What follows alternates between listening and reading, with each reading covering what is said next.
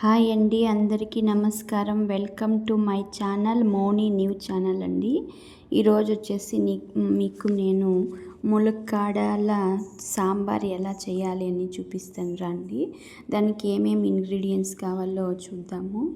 1 glass of dal తీసుకున్నానండి. అవి నీట్గా కడిగేసి వాష్ చేసి పెట్టుకున్నానండి. ఇప్పుడు ఇందులోకి కొద్దిగా వాటర్ యాడ్ చేసుకోవాలండి.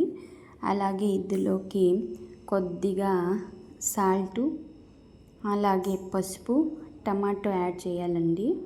యాడ్ చేసి ఒక 3 to 4 విజిల్స్ రావాలండి. దాల్ బాగా ఉడకాలన్నమాట. స్టవ్ మీద పెడితే ఇలా ఉండాలండి. ఒకసారి మనం ఇప్పుడు మూత పెట్టేసామండి కుక్కర్కి. అయితే ఇవైతే ములక్కాడలు నేను నీట్గా వాష్ చేసుకొని కడిగేసి పెట్టుకున్నానండి. ఇవి సపరేట్గా మనము ఉడికించుకోవాలండి, కొద్దిగా సాల్ట్ యాడ్ చేసుకొని.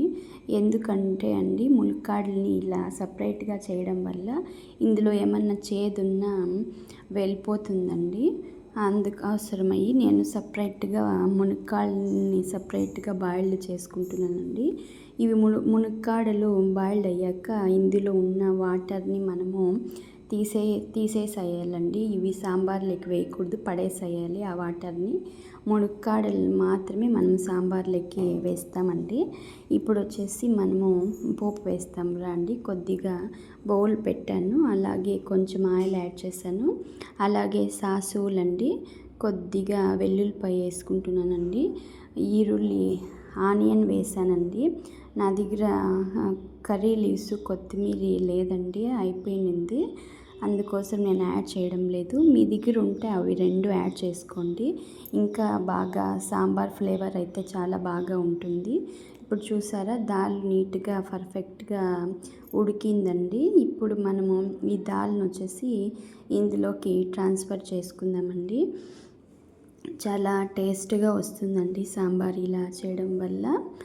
మనకి మునక్కాడలు చేదుగా అనిపిస్తాయి, అలా ఏమి ఉండదు, చాలా బాగుంటాయండి ఇలా ఈ ప్రాసెస్లో చేస్తే. ఇప్పుడు ఇన్నాక మునక్కాడలు నేను సపరేట్గా బాయిల్ చేసుకున్నాను కదండి, అవి కూడా ఇందులోకి వేసేసి ఒక ఉడికించాలండి. సాంబార్ మనం ఎప్పుడే కానీ ఎంత బాగా ఉడికితే, చాలాసేపులో ఉడికితే అంత టేస్ట్ వస్తుందండి. ఇది సాంబార్ పౌడర్ అండి, నేను ఇంట్లోనే ప్రిపేర్ చేసుకున్నాను. నేను రెడ్ చిల్లీ పౌడరు ఏమీ యాడ్ చేయలేదండి, ఎందుకంటే నేను సాంబార్ పౌడర్లని అన్నీ యాడ్ చేశాను కాబట్టి ఏమీ చేయను. మీకు కొద్దిగా కారం కావాలంటే కనుక మీరు రెడ్ చిల్లీ పౌడర్ యాడ్ చేసుకోవచ్చండి. చూసారా, ఇలా బాగా బాయిల్డ్ అవ్వాలండి. సాంబార్ ఎంత బాగా బాయిల్డ్ అవుతే అంత బాగా టేస్ట్గా వస్తుందండి. దీన్ని మనము దేనిలో కన్నా తినవచ్చండి. రైస్లో కావచ్చు, దోశ, చపాతీ, అలాగే సంగటి కానీ ఎందులో కన్నా బాగుంటుందండి. కొద్దిగా చింతపండుని యాడ్ చేస్తున్నానండి నేను. టమాటా వేసాం కదండి, మనకి చింతపండు అంత ఏం పట్టదు, కొద్దిగా అయితే సరిపోతుంది. చూసారండి ఎంత బాగుందో సాంబార్ అయితే.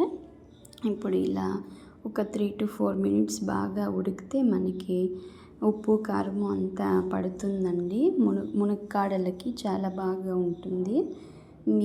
మీకు ఇలా ట్రై చేయండి ఒకసారి. మీకు ఎలా అనిపించిందో నాకు చెప్పండి. నా వీడియోస్ కానీ మీకు నచ్చినట్లయితే like and share and subscribe చేసుకోండి. Thanks for watching my channel. Thank you అండి.